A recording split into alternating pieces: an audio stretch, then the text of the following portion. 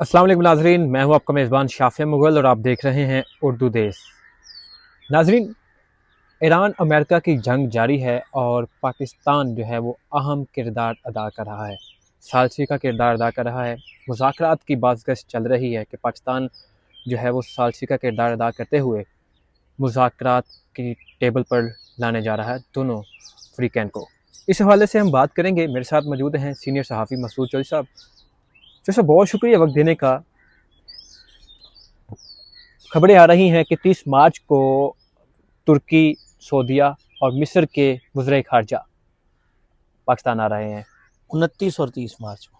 29 और 30 मार्च को क्या कहेंगे? सबसे पहले तो इस पर बात करते हैं कि पाकिस्तान की ये कितनी बड़ी कामयाबी है। पाकिस्तान का जो काट है दुनिया के सामने किस तरह से वाज़ेह तौर पर गया है, और हमारे हमसाये ममालिक में आज जंग के दौरान क्या सफ़े मातम बचा हुआ है। वहाँ पर तो पेट्रोल भी नहीं मिल रहा, गैस भी नहीं मिल रही। क्या कहेंगे आप इस हवाले से? देखिए, सबसे पहली बात तो ये होती है कि आप ये देखें कि दर्द धुआं कहाँ से उठ रहा है। हाँ। जाहिर है, आग कहीं लगती है, धुआं कहीं और से लगता है, उठता है। और ये जो जलन होती है, इसका धुआं तो बड़ा ही मुख्तलिफ सा होता है। धुएं का इजहार हम करते तो एक अलग बात होती, ठीक। या पाकिस्तान के अंदर मौजूद जो मुखालफाना तबके हैं वो करते तो अलग बात थी। लेकिन पहली मर्तबा हिंदुस्तान का मीडिया अच्छा। खुद कह रहा है कि हमारी सिफारती नाकामी है। अच्छा, जहां पर आपने सुने बहुत सारे इंटरव्यूज, बहुत सारी बातें, आप भी तज्जिया करते हैं, हम भी तज्जिया करते हैं। जब यूक्रेन में पापा जंग रुकवा रहे थे, ट्रम्प नहीं, जब मोदी वहां गए थे तो दलाली कर रहे थे। अच्छा। और यहाँ जब पाकिस्तान ने अमेरिका और ईरान की सुलह कराने की बात की, अभी करवानी नहीं शुरू की, वो जा चुके हुए थे, वो सिफारतकारी थी। हम जो कर रहे हैं वो उनकी नजर में दलाली है। अच्छा। Double standards. ठीक है। असल वजह यह है कि जो उनकी मुलाकातें हैं, मीटिंग्स हैं, वहां पर बहुत सारे प्रॉब्लम्स हैं, स्कैंडल्स हैं, सेक्सुअल हरासमेंट के स्कैंडल्स हैं इंडिया में, दीगर बहुत सारी चीजें हैं, जिसकी वजह से जो मामलात हैं उनके ऊपर वो अब डाइवर्ट नहीं कर पा रहे। अच्छा, जो फॉल्ट लाइंस थी पाकिस्तान ने एक्सप्लोर नहीं की, पाकिस्तान ने उन्हें एक्सप्लॉइट नहीं किया। इंडिया की किसी फॉल्ट लाइन को पाकिस्तान ने नहीं छेड़ा। पाकिस्तान के फॉरेन ऑफिस ने सिर्फ वो किया जो उनका करने का काम था। ठीक है। आप नहीं कर रहे, इंडिया नहीं कर रहा ना, जयशंकर नहीं कर रहा। तो जब जयशंकर नहीं कर रहा तो वो अब उसका इल्जाम भी पाकिस्तान पे। वाह, मतलब आप खुद काम ना करें, हम काम करें तो हम दुनिया में बुरे। ऐसे तो नहीं होता। फिर दूसरी बात एक और बताता हूं आपको। पाकिस्तान का एक तारीखी स्टांस है इसराइल से मुतालिक। हम हमेशा फलस्तीन के साथ हैं, हम हमेशा गजा के साथ हैं। ठीक। जब जंग शुरू होनी थी उससे पहले इसराइल ने अपने तमाम याराने मजलिस को बुलाया। बिल्कुल ठीक है। मोदी वहां पहुंचा। उसने कहा जी हम भी आपकी तरह ही हैं, आपकी और हमारी एंसेस्ट्री एक है, हमारा आपका मिलना मिलाना तारीख एक है, हमारा तो सब कुछ ही आप है। ठीक है। टारगेट क्या था? टारगेट ये था कि प्री मेच्योरली ये सोच लिया था कि शायद मैच फिक्स होगा। इसराइल और अमेरिका चूंकि ताकत है तो वो रगेद जाएंगे, रोल कर जाएंगे, सब कुछ खा जाएंगे। मैं सुपरमैन बन के इसराइल के साथ खड़ा हुआ नजर आऊंगा। अब आपका कैंडिडेट हार गया। अच्छा। पाकिस्तान की न्यूट्रल पॉलिसी थी, पाकिस्तान ने तो कोई गलत नहीं किया ना, पाकिस्तान उस तरफ। अच्छा, पाकिस्तान के बारे में आपने कई मरतबा सुना होगा, फलां ने कहा कि इस तरह गलत हो रहा है। मतलब मैं नाम लेता हूं कि जी ईरान ने कहा कि ये गलत हो रहा है, पाकिस्तान ने कहा बिल्कुल आप ठीक कह रहे हैं। अमेरिका ने कहा ये इस तरह नहीं, इस तरह हो रहा है, पाकिस्तान ने कहा आप बिल्कुल ठीक कह रहे हैं। फलां ने कहा कि आप इस तरह नहीं, इस तरह। यूएन के अंदर बात हुई तो पाकिस्तान ने कहा हाँ आप भी ठीक कह रहे हैं। नतीजा क्या निकला? नतीजा ये निकला कि सबका पाकिस्तान पे एतमाद हो गया। उन्होंने कहा ये ठीक मुल्क है। ईरान के वज़ीर ख़ारजा पाकिस्तान की तारीफें कर रहे हैं, पाकिस्तान की तारीफें कर रहे हैं, ट्रम्प पाकिस्तान की तारीफें कर रहे हैं, दुनिया के तमाम जो ममालिक के सरबराहान ममलिकत है वो पाकिस्तान की तारीफें कर रहे हैं। अगर कोई तारीफ नहीं कर रहा तो वो नेतन्याहू नहीं कर रहा और नरेंद्र मोदी नहीं कर रहा।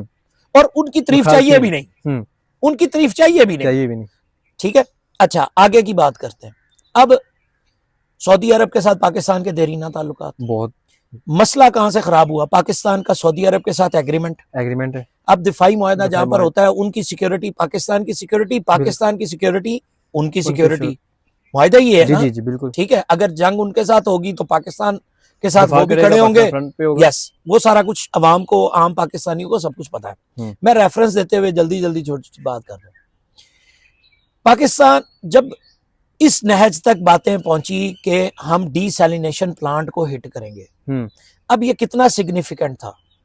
पीने का सारा पानी, ये जो गल्फ कंट्रीज को मिलता है पीने का पानी, वो दो जगह से मिलता है, या आबे जमजम से मिलता है या डीसैलिनेशन प्लांट से मिलता है। ठीक है, सऊदी अरब में कोई और चश्मे इस तरह के नहीं है। बाकी के चश्मे आपको याद होगा, बीरे अली जो चश्मा था, तारीखी बीरे, उस्मान बीरे, वो सारे खुश्क हो चुके हैं सऊदीया के अंदर। जाहिर है जो कुआं होता है, कुएं को अगर इस्तेमाल ना किया जाए पानी खुश्क हो जाता है। चश्मा वक्त के साथ साथ खुश्क हो जाता है। भी देखा जाए तो इस्तेमाल ना हो तो खुश्क। अब अगर डीसैलिनेशन प्लांट को हिट कर दिया जाए, उड़ा दिया जाए, तो वो न्यूक्लियर अटैक से बड़ा मसला है। क्यों? क्योंकि डीसैलिनेशन प्लांट साल लेता है बिल्ड होने में, बनने में। ठीक है। अब वो आखिरी हाथ थी। उसके बाद सऊदी अरब को फिर, और कोई जो इस्राएली है वो हमेशा से ये चाहते हैं कि ये मुस्लिम उम्मा की लड़ाई बन जाए। अच्छा। और हम सुकून से मौज करें, मुसलमान खुद आपस में लड़ना शुरू हो जाए। अब पाकिस्तान ने वो मुस्लिम उम्मा का सबसे बड़ा लीडर होने का किरदार अदा करते हुए, कोई शक नहीं इसमें, आगे बढ़कर सबको समझाया कि ना सोने हो, इंज नहीं करना। अब क्या हुआ? अब पंचायत सुनी कभी? जी देखी भी है। अब पाकिस्तान में पंचायत हो रही है। अब जो सबसे बड़ा शरीका होता है आपका, उसको दर्द होता है, तकलीफ होती है। इंडिया को दर्द हो रही है। अब वो मुसलसल कोशिशें कर रहे हैं। अब आज एक नई बात मार्केट में आई, इंडिया का कोई कर्नल है रिटायर, उसने कहा जी अब इसराइल जो है वो अफगानिस्तान तुरप का पता है, और अफगानिस्तान जो है ना उसको वो अंदर, बलोचिस्तान वो तुरप का पता है, और बलोचिस्तान को इसराइल को चाहिए कि फौरी तौर के ऊपर बलोचिस्तान को अंदर कर ले, और वहां से फिर ईरान को भी कंट्रोल करे, और फिर गल्फ को भी कंट्रोल करे, स्ट्रेट ऑफ हॉर्मूज को भी कंट्रोल करे, तो यूं करे तो वो करे, ये करे तो वो करे। वाह! जब शतरंज में दो खिलाड़ी खेल रहे होते हैं ना, तो सारा इख्तियार, सारा काम सिर्फ एक खिलाड़ी के पास नहीं होता, दोनों के पास। अगर आप चाल चल रहे हैं तो हम भी चाल चल रहे हैं। और वमकर अल्लाह वल्लाहु खैरुल माकिरीन, अगर कुफार चाल चलते हैं तो अल्लाह रब्बुल इज्जत भी अपनी खुफिया तदबीर करता है, और अल्लाह रब्बुल इज्जत बेहतरीन खुफिया तदबीर करने वाला है। आपको मरवाया अल्लाह रब्बुल इज्जत की तदबीर ने है। इंसान का किरदार अपनी जगह पे है, लेकिन ये जो कुफार ने अलायंस किया ना, अल्लाह रब्बुल इज्जत की जो ताकतें हैं वो पाकिस्तान के साथ खड़ी हो गई। बेशक। और उसके बाद फिर आपने पाकिस्तान की ताकत को देखते हुए आलमी सुपर पावर को पाकिस्तान के दर पर खड़ा देखा। भाई वो तारीफ कर रहे हैं ना, हम तो नहीं तारीफ कर रहे। वो कह रहे हैं कि जी हमारे जहाज गुजरे हैं, हमें गिफ्ट आया तो उसके ऊपर पाकिस्तान का झंडा लगा हुआ था। वो कह रहे हैं ना। अभी रात को एक और ट्वीट भी, एक और भी तस्वीर सामने आई थी जिसके ऊपर थैंक यू पाकिस्तान पीपल्स, उसके ऊपर बकायदा मेंशन किया ईरान की जानब से, ये पाकिस्तान की जानब, पाकिस्तानी इमाम को थैंक यू बोला जा रहा है, शुक्रिया बोला जा रहा है। भाई एतमाद है ना। हाँ, इस सिनेरियो में जहां पाकिस्तान की मुसलसल कामयाबी, इमेज बुलंद हो रहा है, इंडिया के अंदर तेल नहीं मिल रहा, अवाम शदीद परेशान है, गैस नहीं मिल रही। मैं आगे वीडियो देख रहा था, लंबी लंबी लाइनें लगी हुई हैं। तो ये जो हमारी क़यादत है मौजूदा, ये इसकी भी कामयाबी नहीं है जिस तरह से ये मुल्क को चला रहे हैं, मुल्क के अंदर स्टेबिलिटी रखे हुए हैं। तो इस पर क्या कहेंगे? देखिए, सबसे पहले सबसे ज्यादा कंस्ट्रेंट था पाकिस्तान को पैसों का, फाइनेंशियल प्रॉब्लम एकदम से हिट हुआ, सारी दुनिया को पता था। जिस तरह कोविड आया था तो पाकिस्तान ने कोविड में भी बड़ा अच्छा किरदार अदा करके उसको सेल थ्रू किया। कोई भी हुकूमत थी, मैं हुकूमत का ना नाकिद हूं, ना हुकूमत के हक में हूं, कोई भी था, लेकिन काम हुआ। अब प्लानिंग के साथ हुआ ताकि अवाम जो है वो उस तरह का हिट ना हो। अच्छा, माजी में भी पाकिस्तान में दीगर बहुत सारे मसाइल होते रहे, लेकिन हुकूमतें, जो पाकिस्तान के सोचने समझने वाले लोग हैं, वो बाकायदा पहले ही इसके ऊपर एक्शन लेना शुरू कर देते हैं, इसके ऊपर काम शुरू कर देते हैं, जिसकी वजह से पाकिस्तान को प्रीमेच्योरली पता होता है कि अच्छा ये होने वाला है। ठीक है। कभी कभी लोग ये भी कहते हैं कि शरीके जुर्म ना होते तो मुखबरी करते, मतलब पाकिस्तान को पहले ही पता चल जाता है। लेकिन बहरहाल ये इंतजामी अमूर में बहुत अहम होता है कि आप अपनी अवाम के लिए तमाम सहूलियात को मैसर रखें।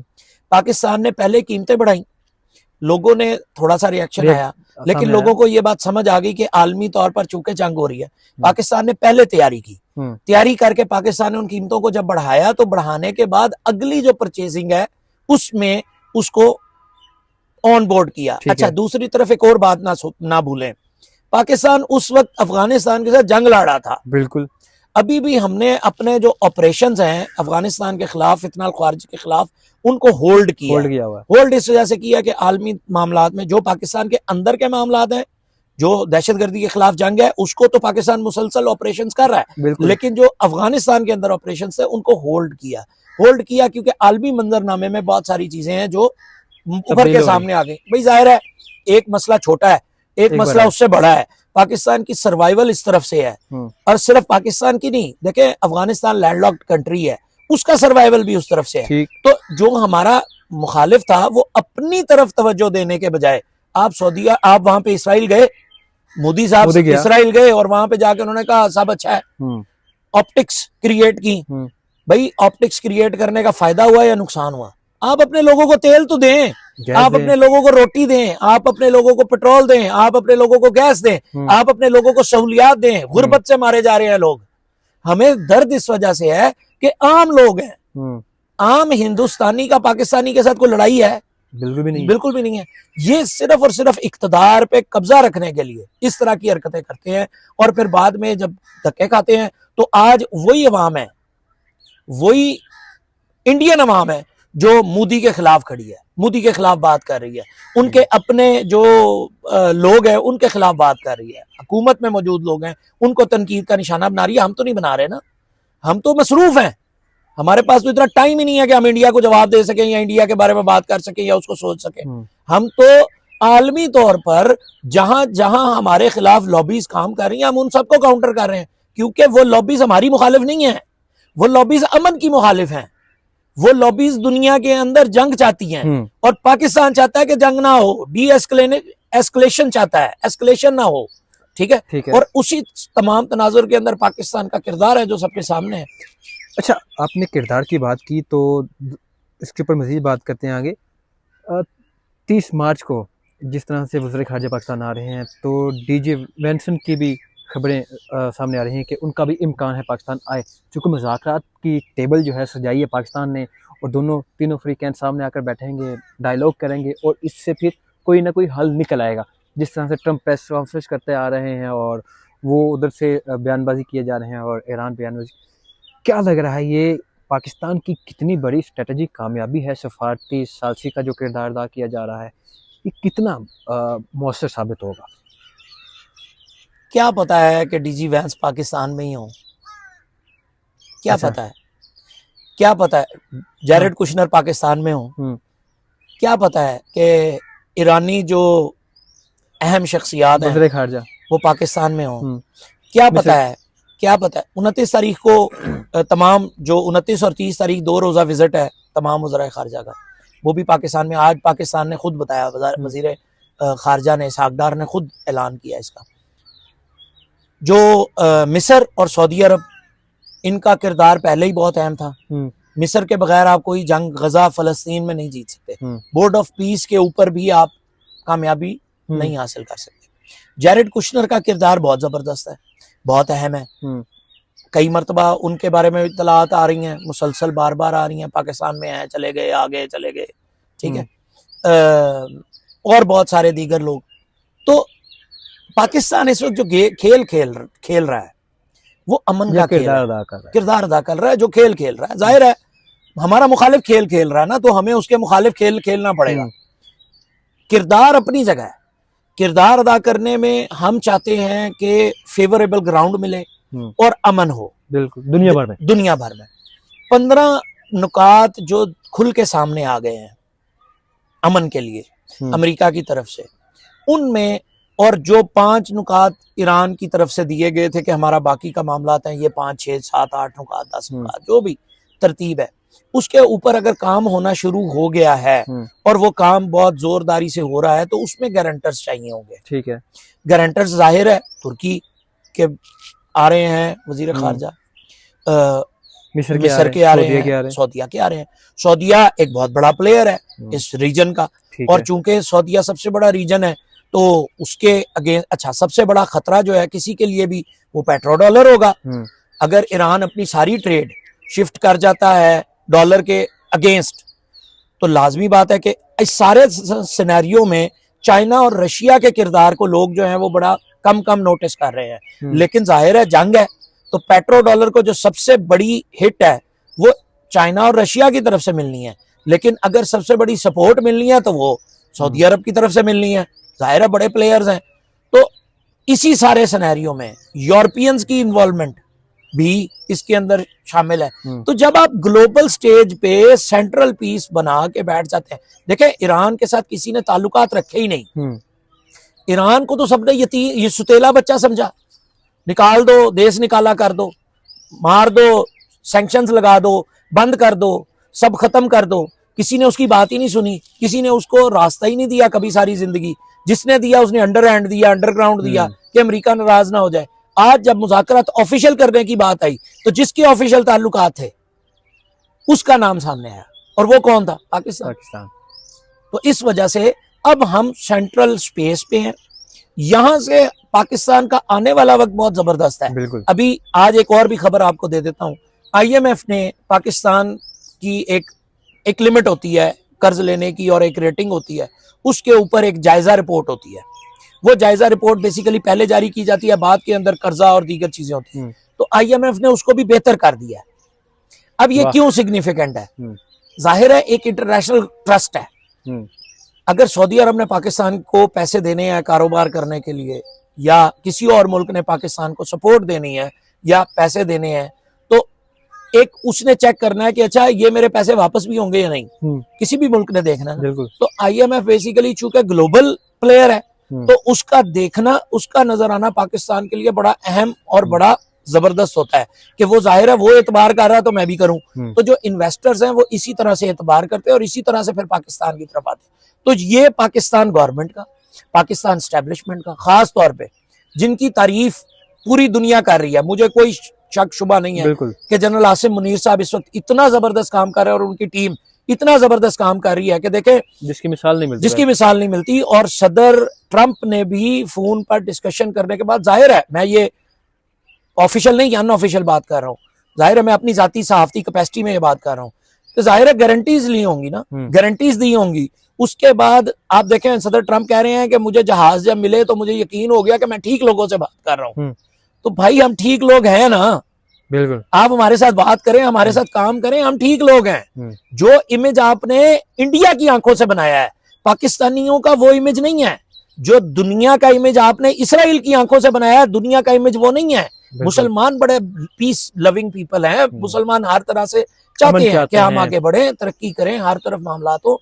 तो इस तरह जो है ना, वो जब आपके सामने हकीकत खुल के सामने आती है, फिर आपको पता लगता है कि ओहो अच्छा ये हो गया। बहुत शुक्रिया वक्त देने का, जैसे बड़ी अच्छी गुफ्तगू रही। नाजरीन, आपने हमारी गुफ्तगू सुनी। पाकिस्तान एक अहम किरदार अदा कर रहा है ईरान अमेरिका जंग के दरमियान। बेसिकली जंग तो इसराइल के साथ है, लेकिन फ्रंट पर अमेरिका नज़र आ रहा है। पाकिस्तान के अंदर मुज़ाकरात होने जा रहे हैं। 30 मार्च को वज़ीर ख़ारजा पाकिस्तान आ रहे हैं, और ये पाकिस्तान की बहुत बड़ी कामयाबी है जो पाकिस्तान इस टाइम सालसी का किरदार अदा कर रहा है, और दोनों अफ्रीकन को टेबल पर मजबूर कर दी है बात करने पर। इसके क्या नतीजे होंगे, तब तक के लिए मुझे इजाज़त दीजिए। अल्लाह हाफिज़।